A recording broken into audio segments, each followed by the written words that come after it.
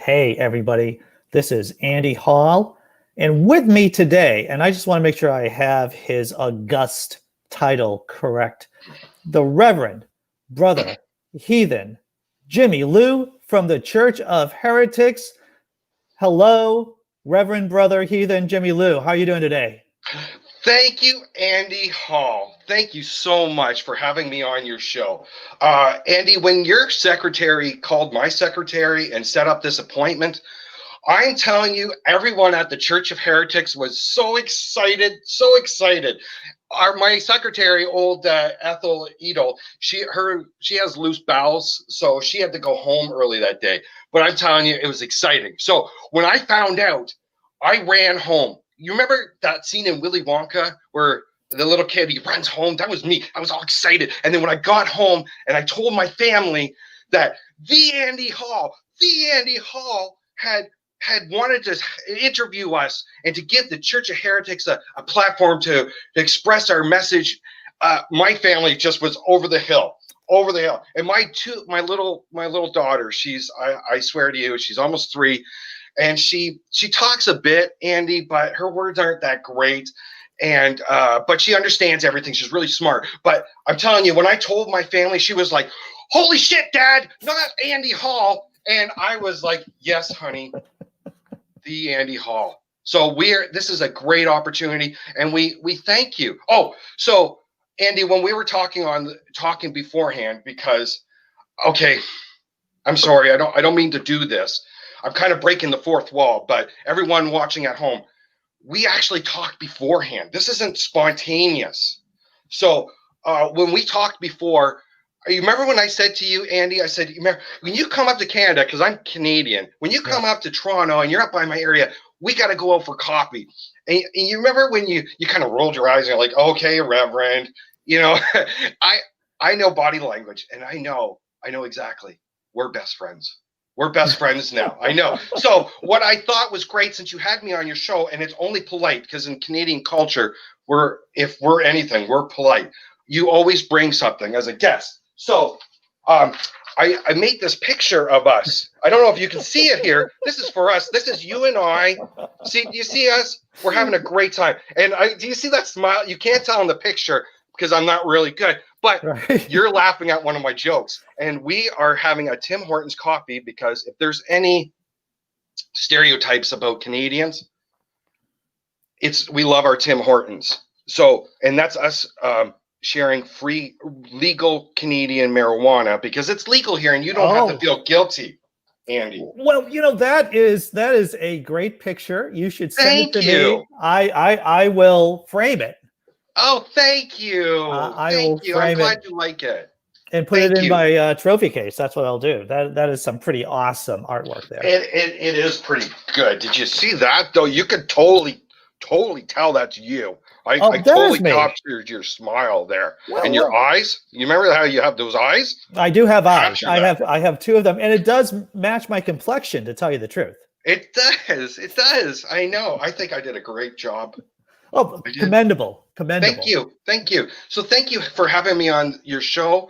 Thank you for giving me the opportunity to talk about the Church of Heretics because, yes, in my little small corner of the interweb, the Church of Heretics is huge. But as we know, the internet is kind of big. It is. So you've given me the opportunity to talk about the Church of Heretics and all the fun that we're having and how exciting this is. Exciting times. And I have to apologize. If you hear the banging outside, that's the construction workers because we're growing and we're coming to you. And we're taking blasphemy on the road and we're building the church up to be something exciting and that you want to be a part of, that everyone out there is going to want to be a part of. So what I'm hearing from what you're saying is that you're building a church on wheels.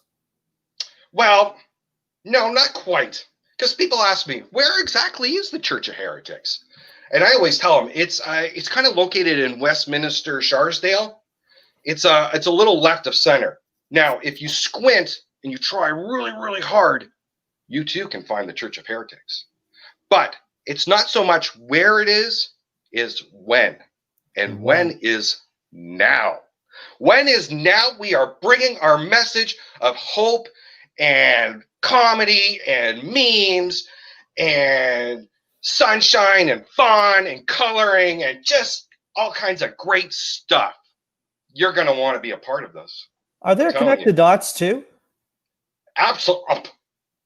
Hello. Yes, of course. Of course. There's going to be, of course, connect the dots. Why the fuck did we not think of that? Anyways, yes, it's it's exciting. We've had if I could share with you, please do, please, because I'm sure not too many people have heard of us, but we started off as basically a Facebook group, and it's really hard. Let me go back. The Church of Heretics really was born out of when I became the Reverend Brother Heathen. And I was born out of anguish and tears and scraped up knees from being on my knees from crying to a God that wasn't there. The Reverend Brother Heathen was born out of righteous anger at a privilege that I see around me of religions and the indoctrination and the brainwashing that goes on, and not tested. No one speaks back out against it. Some of this privilege that I see out there. And so the Reverend Brother Heathen was born out of a compulsion to speak out against this. And so I started the Church of Heretics because I actually started another group called Born Again Heathens, which helped me transition out of the fear of hell. Now, Andy, to your listeners out there, I'm a former believer in Christianity. I became a born-again Christian when I was 17. I didn't have a great childhood, and I was looking for love and meaning. And, in our society, you don't really question whether God is a real thing or not. Yep. It's just accepted. So I never really questioned it, so I thought God was the way. And I've always been a person that felt like I'd rather do the wrong thing because I felt it was right than do the right thing because everyone told me to. I never was one for groupthink. I always marched to the beat of my own drummer, and I see things a little bit differently than a lot of other people. So I became a Christian at 17, and through that, I got involved in a cult. I met a cult. Yes. Now, it didn't start off as a cult. Like, trust me, no one that joins a cult says, "Oh, goody. I want to give all my money and time away. Yes, and be shamed about my sexuality. Please sign me up." No one does that. It started off, basically, it was a woman who had 4 children. She was just recently separated, and she was getting her master's in counseling at a seminary in Toronto. And she met another woman who was married and had 2 kids, but this woman had multiple personality disorders. Oh, wow. Real life, as they call it now, dissociative identity disorder. This is the real deal. It's not sensationalism. At any point, you want to say, "Okay, Jim, sure, I get it. Every time I talk about it, I even hear the stories come out of my mouth, and I'm like, oh my God." But I have friends that are 2 ladies that have come out of it, and I hope to have them on sometime and to talk about some of our times, because we had some pretty messed up times. So they got together, these two families, and they started functioning as one. And they started, and around that time, I kind of got involved with them. I was friends with the one son of the woman that owned the house, that was the counselor, and we became friends. And then through that time, I kind of got adopted. My home life sucked, and I wanted a family, and they accepted me as a son. And so it became my life with them. And through that time, they started a ministry because they felt God was calling them to help other women that had multiple personalities. Yeah. because these women, a lot of time, they don't even know sometimes that they have multiple personalities. They just block out. They'll have weeks or days where they don't have any memory. And there's another personality that's taking control of the show. Their life is in disarray. And a lot of people don't understand it. It's not a disease. It's trauma that happens when you're very, very young and the mind is kind of forming. So it's palatable. It's palatable. It's in it. So I always explain it. It's like having a balloon. You twist the balloon and you keep twisting it. And all those parts are different parts, but it's still the same balloon. Right. So how it is with people that have multiple personalities. So I got involved in the ministry. And for about 7 years of my life, the controls got more and more and more. We got to the point where all my money was going to them. And all my time. You'd have to get up early, do your chores in the morning, go to work, come back home, rush around, do more chores. And the thing about cults is, and how they always kept us in fear and the controls on us, is someone was always in the doghouse. So you are always terrified of being called out because they just knew, God knew, and gave them discernment of when you were in sin. And you couldn't even realize you're in sin, but they knew. So that's how they controlled us, was through fear and just So what would happen when you're in the doghouse? What happens? Well, you get shamed. So what happens usually, what would happen is that they would call you into their room, because that's where it gets funnier too. They used to share a bed. Now the excuse was, what do you mean by they? How many theys are in the bed? There was two mums, the the leaders of this cult. Okay. They shared a bed. They still do. Now they claim they're not lesbians. It's because one of the altars, a child gets scared at night, and so that's his mummy. So that's how they play it off. But coming out of it, they act like a lesbian married couple. So they would call you into the room, and then they would kind of grill you and just kind of sneakily you know how people that claim to read minds, and all they do is really they ask questions and they get fed information, and then they repeat it back out to you and you don't even realize it, and then you're like, whoa. Well, it's kind of the same thing as what they would do to us. They would just know you're in sin. And so you were in sin. And so then they would bring you to the rest of the group. And at this point, there's probably anywhere between 10 and 15 people. Some people came or left, but just around that much. You'd have a group of them circling around you, and you would just get the third degree. You'd just get the third degree, and you'd have people praying, and you'd have nights where you're up to like 2, 3 o'clock in the morning trying to wrestle the demons that are just controlled your life. And then you have to get up at like 5 o'clock in the morning because you still got to go to work and you still got to take care of your chores. And that's so there would be this inquisition, but it would but there'd be a lot of other people around you. Oh yeah. Because they're praying for your soul. They're praying for discernment. This spiritual warfare, if no one's familiar with this term, and it's part of why I feel compelled to speak out, they use the idea of spiritual warfare to control you and to break you down. And you are filled with demons. I've even shared that they put me through an exorcism. Now, what was that like? Oh, God. I'm telling you. Okay, so it's not like you watch the movie The Exorcist, and I wasn't chained up against the bed. At any point, I could have left. Let me make that clear. There was no sexual abuse. There was no physical, I never got beaten. Okay? So I'm not sensationalizing it that way. But they said that they could tell there was a demon in me. They always say that they would say I would look through them.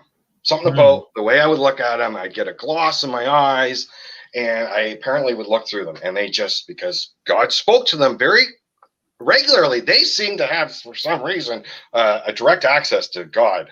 Right. And one of the cult leaders that had multiple personalities, she was always talk about her child altar that would go and sit on Jesus's lap, and they had a great relationship, blah, blah, blah. So anyways, they had in their head that I had a demon, and they had to cast it out.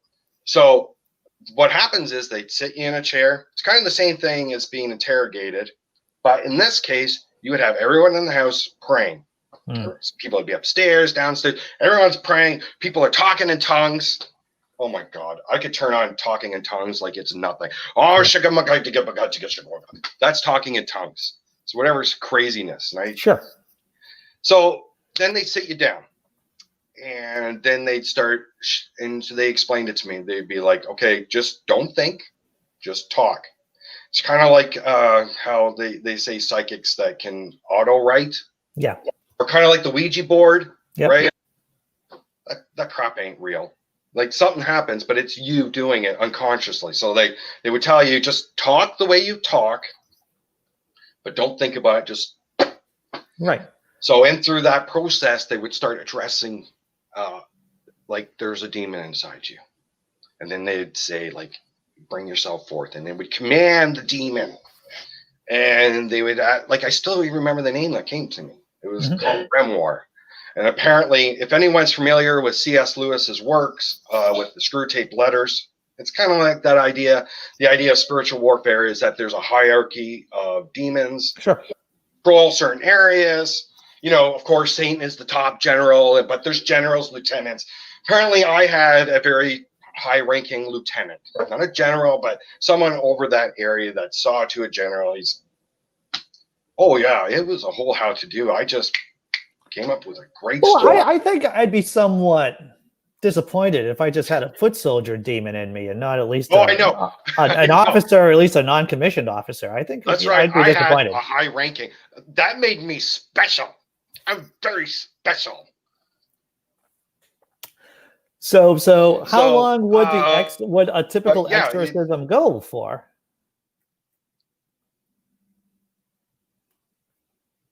It out, but this would that night was like long. That started like some of the other kids. There was other kids in the group that were a little bit younger that weren't part of it. The woman that had multiple personality, her children were like they're just like early teens. They were really young. She didn't want them a part of it. So I do remember they went to bed, and then from the entire night, God, I think it was an all-nighter. Honest to God, I think maybe we got 2 or 3 hours sleep that night. But yeah, they just like put me through the ringer trying to cast it out. Apparently, they just bound it. They never cast it out. Of course, they didn't actually do any healing, but they made it so that it didn't have any effects. Blah blah blah. So what was the cult doctrine like? Was it just a flavor of Protestantism? Yeah, pretty much. It was Protestantism. I met them at an Alliance church. I don't know if you have that in. Tell me about that. It's just like nothing. There's nothing to tell. It's just like another denomination. It's like a Baptist church or. Right. I went to a Free Methodist church at one point too. They're all kind of the same. Some are a little bit more strict than others. Some that's how you know it's all bullshit. Like honestly, I'm sorry. Like I always say to people, like if God was real, it would be like pooping. Yeah. You just know it. We all have the same universal feeling, and we'd all just know. Yeah. Well, it's like math, right? It would be like math. It's like, exactly. Well, I don't have to, if you're a theoretical mathematician, you'd have to write a whole book about why 1 + 1 = 2. But in everyday language, people, it doesn't matter where you are. 1 + 1 = 2. Yeah, exactly. But it's not in the Christian world. There's no consistency. There's no consensus across the board. And that's what makes us atheists. And that's what, I'll get to this in a bit, but this idea of consistency and knowing, it's part of where we focus on in the Church of Heretics. But just to kind of wrap up this story, because I don't know, like we can talk about it more if you want. I used to define myself a lot of times by, when I broke free eventually, I used to define myself by my experience in the cult. And I'm telling you, on a first date, nothing dries up a pussy more than a story of being in the cult. I tell you, so it's not something that I throw out there very easily. I have found that to be at least a third date, maybe a fourth date kind of topic. But that's me. That's me, Andy. I can't keep my mouth shut. I'm just too open. Like, God, how you feeling? Oh, I'm feeling a little gassy. I feel a little scared. I'm feeling a little anxious. No, Jim. How you doing? Good? Great. Like but I don't do that. but that's me. That's me. And that's what makes me the Reverend Brother Heathen. And why everyone should go to churchofheretics.com, because you will see all kinds of craziness in the church. Because I take these experiences. It was a long time to break out of Christianity. Yep. When I finally left the cult, it took me being so there was kind of an arranged marriage made with this girl that had come in. She went to school with one of the son's future wife. They weren't. Someone else came in. It was this girl about my age, and the moms kind of hooked us up. I was impartial, but the more I warmed up to the idea, I kind of fell in love with her, but she never fell in love with me. And then she ended up telling me one day that she didn't have any feelings for me or desire to be with me. And it took that to kind of there was another incident that happened earlier. Towards the end, they put us under a lot of stress. Sure. And around that same time, this property that we lived on, we eventually moved out to. It has 4 houses on it. It's an old fur farm. It's on the lake. I'm the one that found it. When they talk about God speaking to people, if God ever spoke to anyone, it was to me on that day that I found that property. If there is a God and it talks to people, it was to me. It was like lightning hit me when I set foot on that property. I want to speak to that, because there are a lot of people who are non-religious and have never had a religious experience before. And as a past believer myself, I have had religious experiences as a believer, and it feels like there is something out here coming in on me. Yep.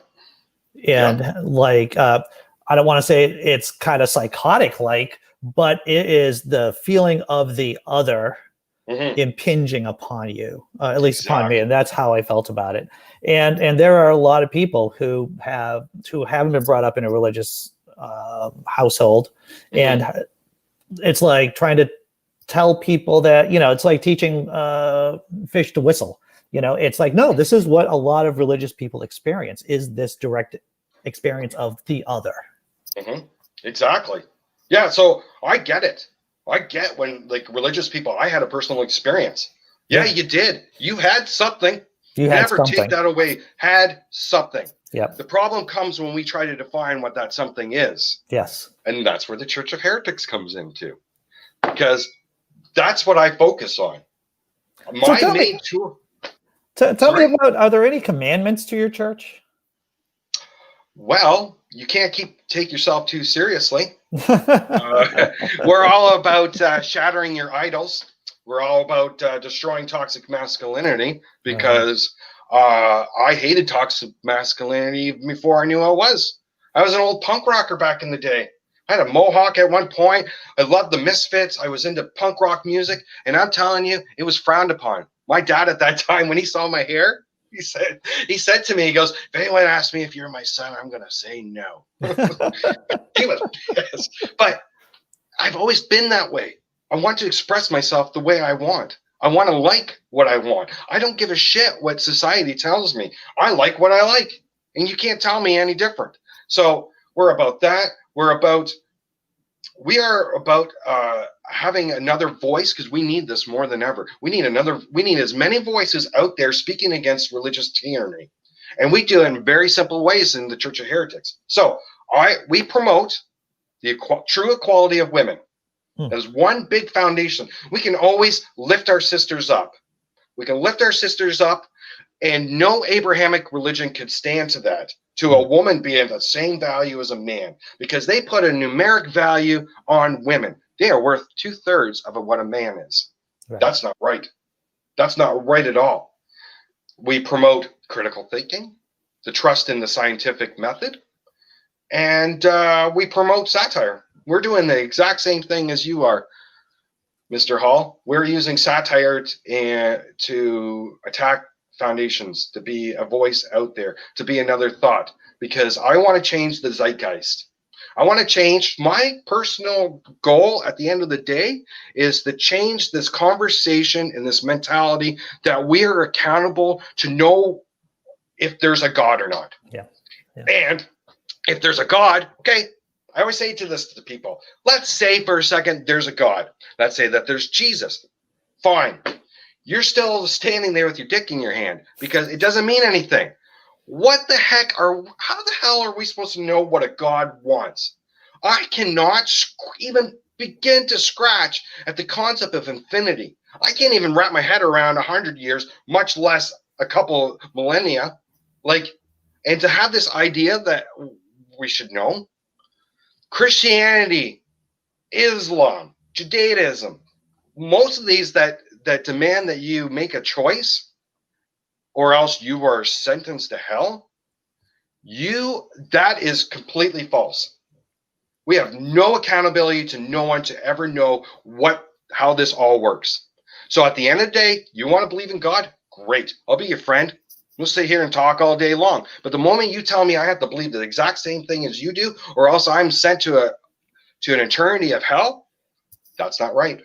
That's wrong. And that's what we do at Church of Heretics. I'm going to destroy this idea that hell is a thing because it has been abusing and traumatizing millions of people. Still, to this day, people are traumatized and anxious-ridden because of this concept. Yeah. Well, and we're going to destroy that. I would agree with that. You can see, and people will tell you that there are a segment of the population that have this post-traumatic religion disorder for all intents and purposes, right? They have undergone some kind of stressful event while being religious, and it still affects them negatively to this day. It does. It does.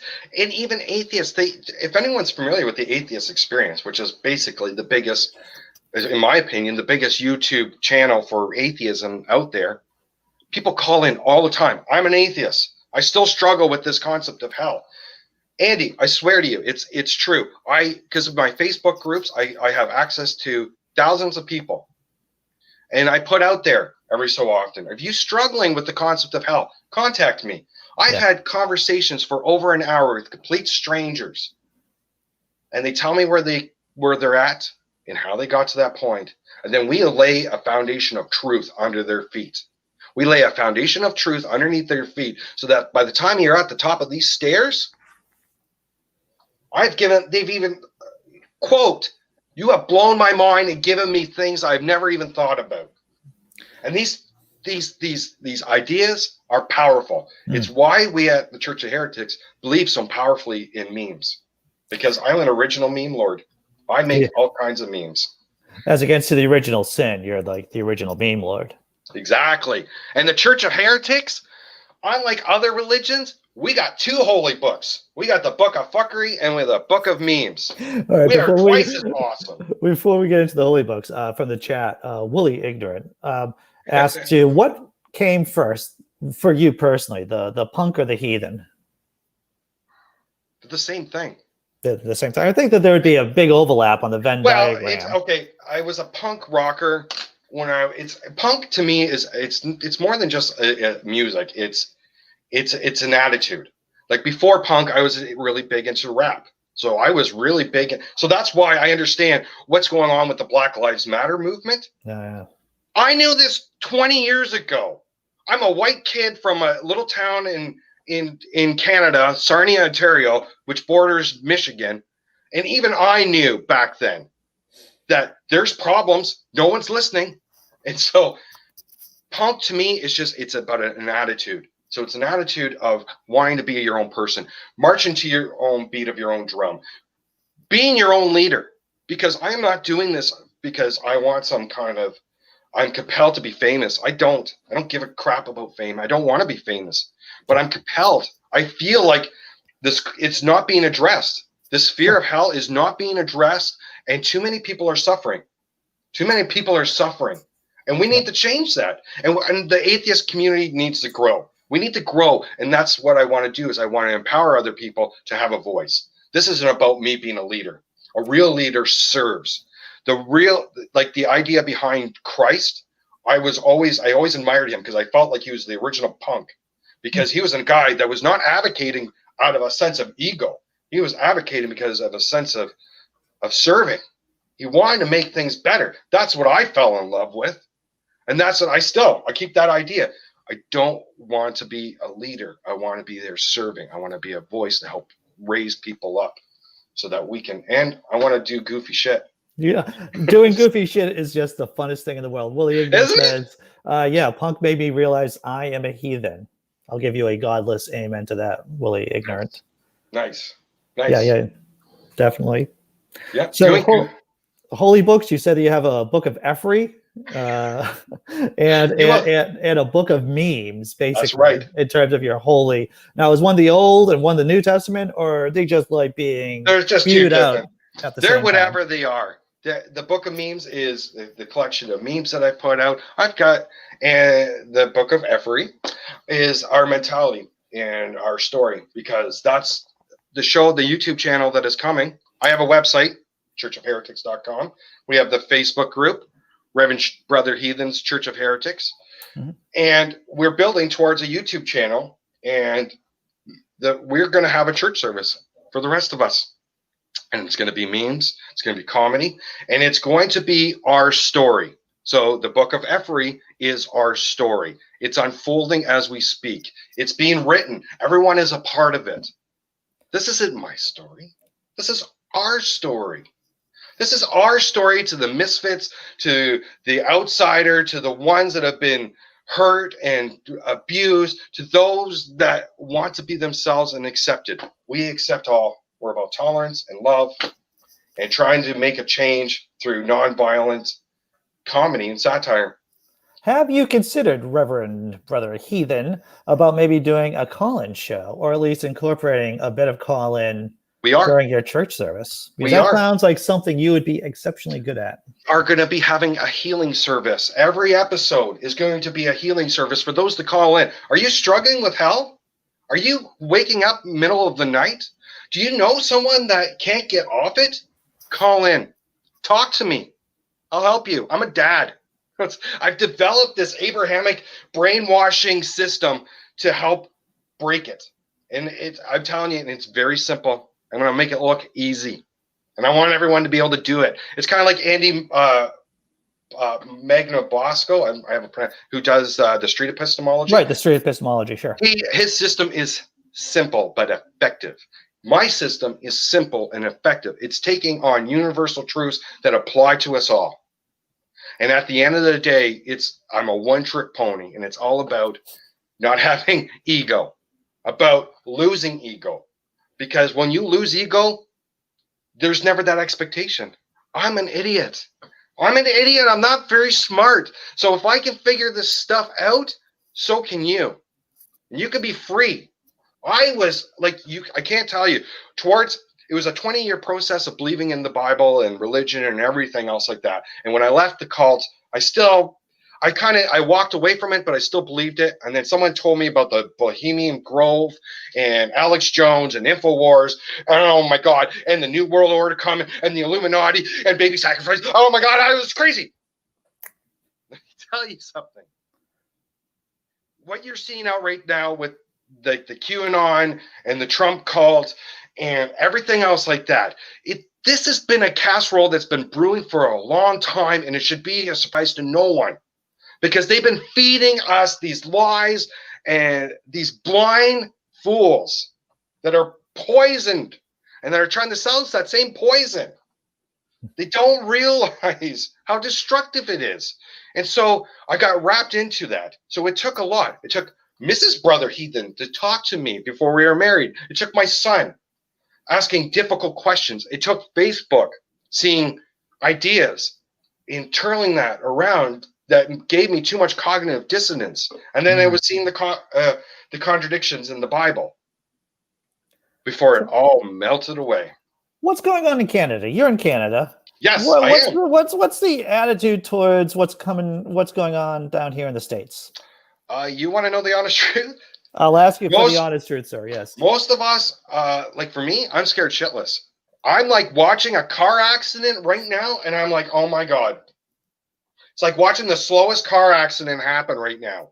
Like ever since 9/11, something happened in the American psyche, and with the Patriot Act coming in and these mass shootings happening, ramping up, and now with Trump, and oh my God, it is like Andy, I love my American friends, and I love all of you, and I really appreciate free speech, and I miss being able to go over and visit the States. I have family in Michigan.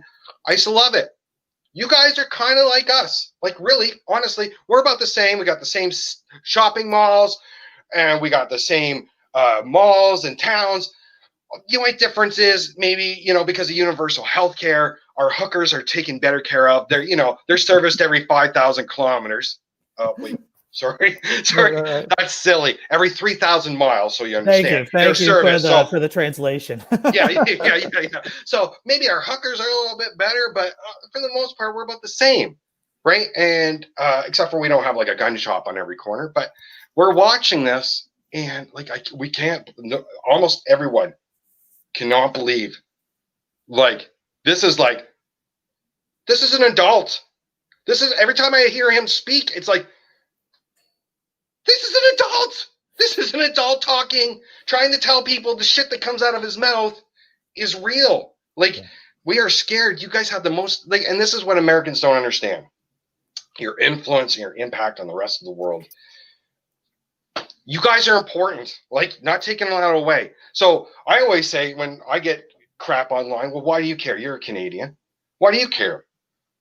If what you guys didn't affect us, I wouldn't. I'm like, and plus I have a lot of American friends. So I'm hurting for you guys. The fact that you guys have a for-profit jail system and you don't have universal health care, and then you wonder why, and then there's anarchic gun laws, and then you wonder why there's mass shootings all the time. It's this is it's not one thing. It's it's a bunch of stuff. And it kept getting, it's like the straw that keeps getting put on the camel's back. And you guys are under, my heart breaks, man. My heart breaks. And I can't visit. I tell people that. I'm I cannot visit anymore.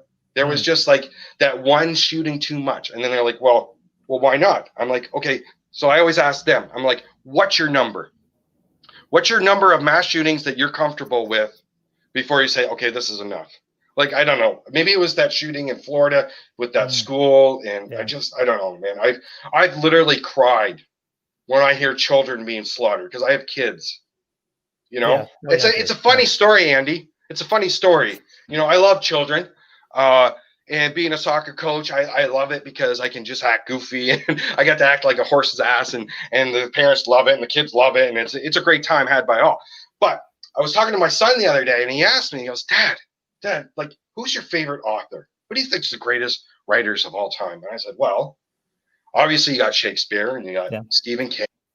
You got the great Gord Downie of the Tragically Hip, who passed away, one of our greatest poets. You have Manfred Alistair Cromley, who was the great Canadian poet who wrote about moose hunting and poutine.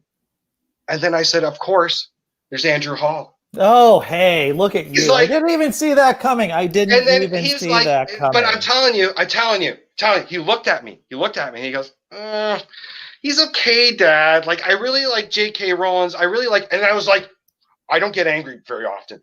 But and he's an atheist, but I put the fear of God. Don't you shut your mouth. And I sent him away. And he didn't come back for 3 days because I didn't raise my kid to be a liar. No. He knows better. So. Well, some more good news. Willie Ignorant says he just applied for your Church of Heretics. And Yay! Hopes to so. Wait, hold on. So we have to do the dance. Do the dance. Do the dance. Do the dance. Sorry, that's policy. Oh, that's good. So that's part of the that could be a sacrament, is the happy dance right there. I think that's right. We make tithings of memes, and we make sacraments of dances. Because I'm going to have a big dance. There's going to be, oh, God. Oh, I can't wait.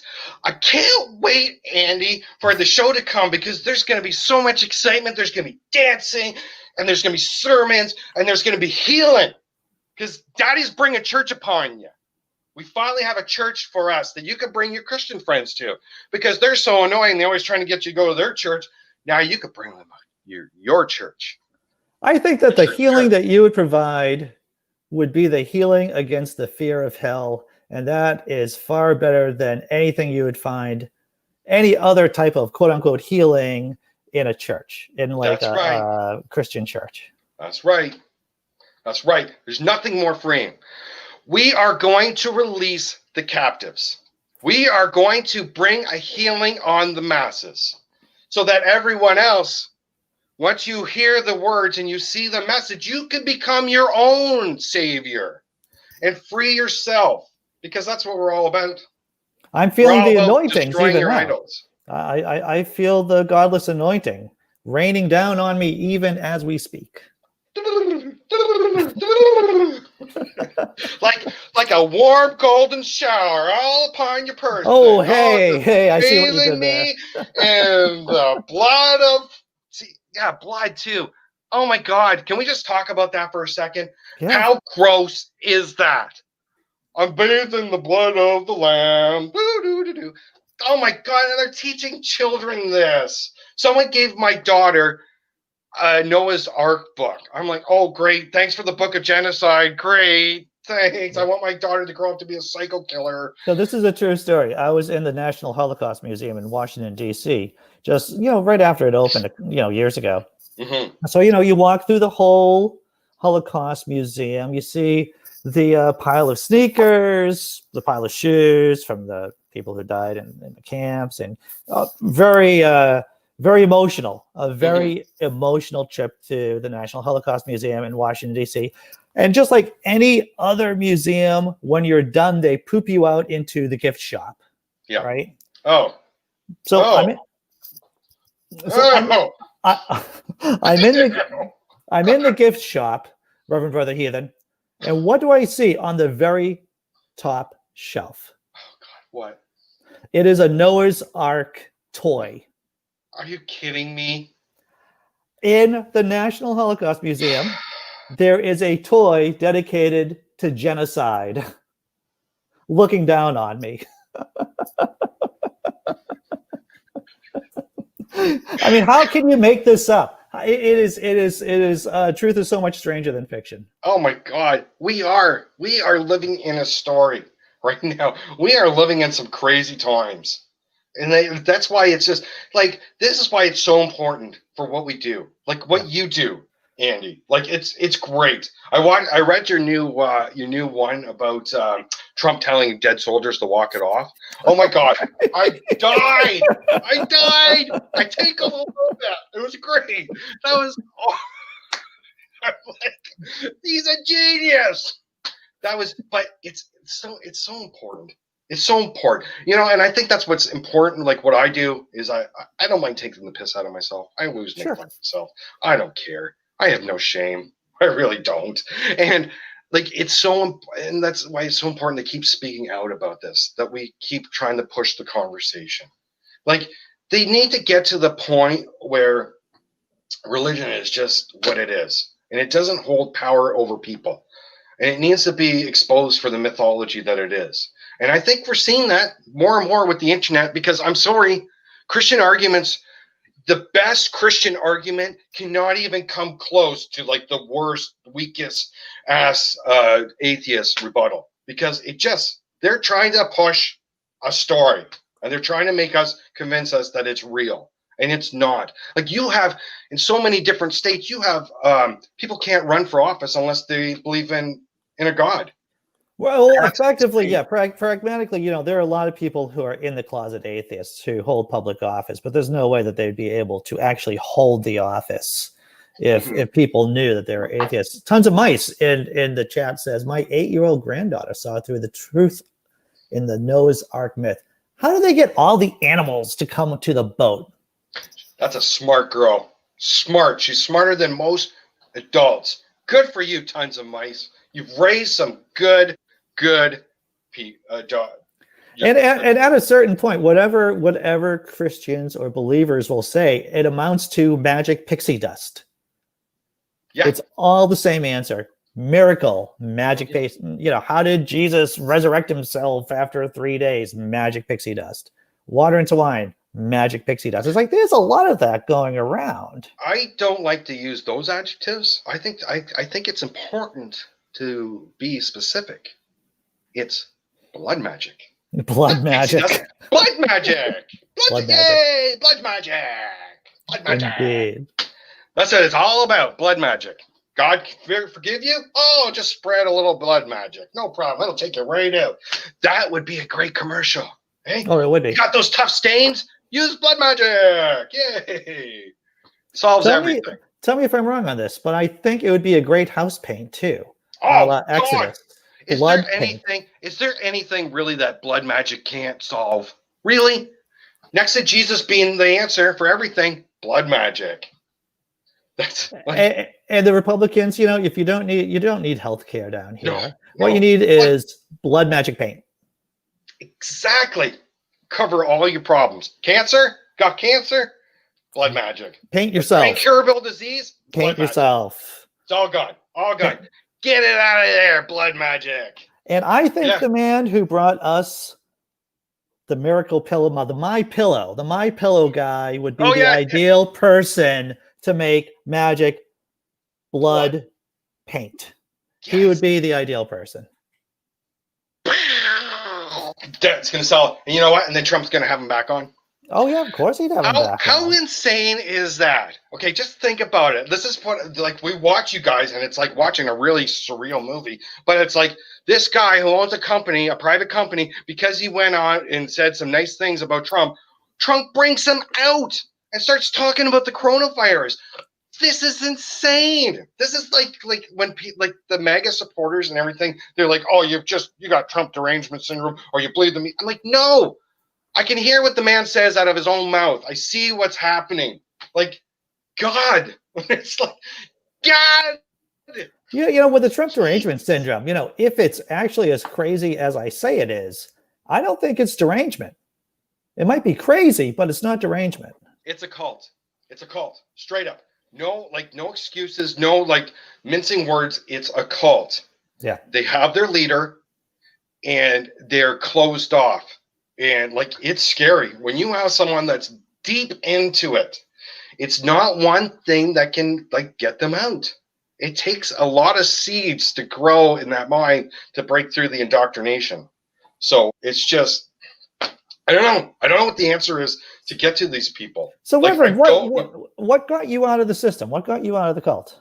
Well, like I said, that my fiance at the time telling me that she didn't have any feelings or desire to be with me. Another thing had happened around that same time. I was commuting to my work, which was in another city about half hour away. Yeah. And there was a noise in the engine. And I remember, I'll never forget this. There was a noise in the engine. And so we pulled over to take a look. I popped the hood. And I saw the radiator fan going. And at that time, I was getting in shit for a lot of stuff. I was banished to another house to be on my own. No one was allowed to really talk to me. I ate dinners on my own. And I just looked at that radiator fan. And for a split second, I don't know how long it was, I thought to myself, stick your hand in there. Stick your hand in there. You'll be disabled. They can't give you trouble anymore. You'll be out of. I thought that for a moment. I legitimately thought, and then I snapped out of it. I've struggled with depression and suicidal thoughts my entire life. Mm-hmm. There is a huge difference between contemplating something and being convinced it's a good idea. Yeah. I was convinced at that moment, and that scared the living hell out of me. That scared the living hell out of me because that brought it to a new level of insanity. And having that happen, and then honestly, we had another house that we were looking at before I found this property. And the mom that had multiple personalities, her one of her altars, the child had said that God had prophesied to her that there's this other property that's where we were supposed to move. When I got home that day from seeing this property that we eventually moved to, and I knew God was talking to me and that this was it, she got really upset because she felt but basically her prophecy didn't come true. Yeah. And I was starting to see a lot of the lies and the bullshit that was that they were spouting. They were really smart and really charismatic, and they were able to get stuff out of us.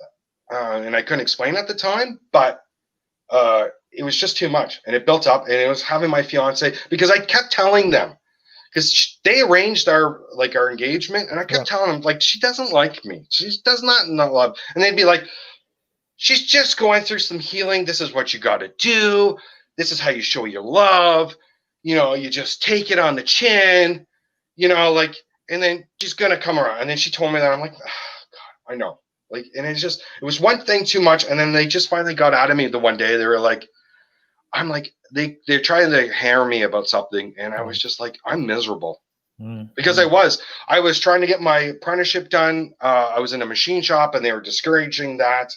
They didn't want me to do my apprenticeship, and I had almost lost my job because I was so stressed out. I would have times where I was driving home, and I'd be crying. I had no one to talk to, because they were all my friends. We were in a new area. I didn't know anyone other than the people I worked with at work. And I couldn't talk to anyone because I didn't want anyone thinking that, like, I was having these thoughts, because then I would be in sin, and it just would compound it. And it just, you can't imagine the level of anxiety when they call you to where they're living, because they were living when the house is on the property, and they call you on the walkie-talkie, and your heart just drops. Your heart just drops. So I was under that. Like, I was just a bag of nerves, and I couldn't do it anymore. Like, it was literally, I was worried I was going to hurt myself. And even though I believed in hell and suicide would cause you to go to hell, I would have hurt myself some way. And I was worried. And then when I told them that, they kind of expelled me, thinking that maybe them having me go live away from the property for a while, I'd come back, I'd come begging. But it was during that time I kind of had a clearer head. And one thing they would do to us too is not only keep you working constantly, right, and not have hardly any sleep a lot of times. You weren't allowed to have any protein, or very little. So they'd be always like, when you make your lunch, you either get meat or you get cheese. You don't get both. And I learned later on that, like, protein is like one of those things you need for thinking, and it's what. Well, it's a common characteristic for cults to keep you sleep deprived, and to control how many calories you take in, and to keep you busy all the time, so that you don't have a chance to think for yourself. Yeah, exactly. So, dude, and people always say, like, well, yes. Go ahead. So we're heading down to the end of our time. Is there a question? I see that. Yes. Is there a question you wanted me to ask you, but I didn't? Was there a topic you wanted to touch on that we didn't get to address? We're not talking about plugs or where people can find you online, but, was there a subject? No, I think we covered it pretty good. We had a nice conversation. I told you about the Church of Heretics. We talked. I'm interested too, and to hear your opinion about, like, how do you find the role of satire in the conversation right now? Well, it's interesting, because as we were talking about your deconversion experience, it seemed to be an emotional response to what was going on around you. And so what my experience has been is that people who form these irrational relationships with churches or with faith, that relationship can be undermined through irrational ways too. So comedy, for example, comedy and satire. I think more people started questioning religion due to George Carlin, let's say, than maybe Richard Dawkins. Yeah. Just because Carlin was everywhere at a certain point, and just his questioning and skeptical method made the funny made flesh in George Carlin, just undermined this irrational relationship people had with blind faith. Yeah. So that's why I think the main role of comedy and especially with satire because we've talked about this before, is that satire is this asymmetrical weapon that the weak can use against the powerful. It's a great line, by the way. Great line. On his website, genius. And so it is the tool that I like to use. It's a tool I've been using for well over a decade at this point. Nice. And I think I'm just going to keep using it up until they put me into the train car to go to the camps. or I flee to Canada, or maybe things will just wash out well here in the United States of America. Who knows? God, let's hope so. We don't have a lot of time left. Like, I feel bad for this new generation growing up, and just like, we can't mess around, and we got to move forward. And that's you know, like, this is what it comes down to. Our society only gets better when we all work together.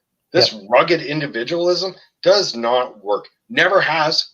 Never. Ever.